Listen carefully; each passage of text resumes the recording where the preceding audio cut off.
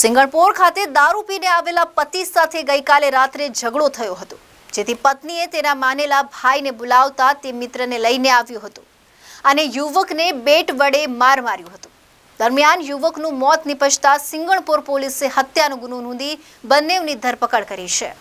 સિંગણપોર પોલીસને ગઈકાલે સિંગણપોર ગામમાં ગાંધીનગર સોસાયટીમાં ગઈકાલે એક વ્યક્તિનું મોત થયું હોવાની માહિતી મળી હતી।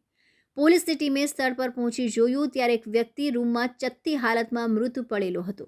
મૃતકને જમણા હાથના પંજાના ભાગે, જમણા પગના ગૂંઠણથી ઉપરના ભાગે ઈજા થવાથી ઘાના નિશાન પડ્યા હતા।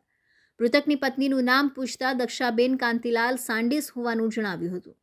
પતિના મોત બાબતે પૂછતા જણાવ્યું હતું કે રાત્રે તેનો પતિ કાંતિલાલ દારૂ પીને આવ્યો હતો।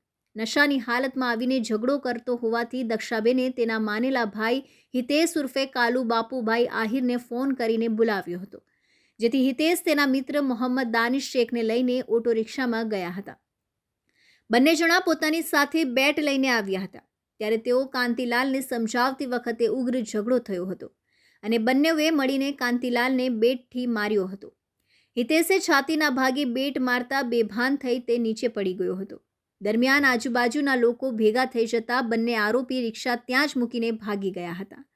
કાંતિલાલને હોસ્પિટલમાં ખસેડવા માટે 108 બોલાવતા ઈએનટીએ મૃત જાહેર કર્યો હતો।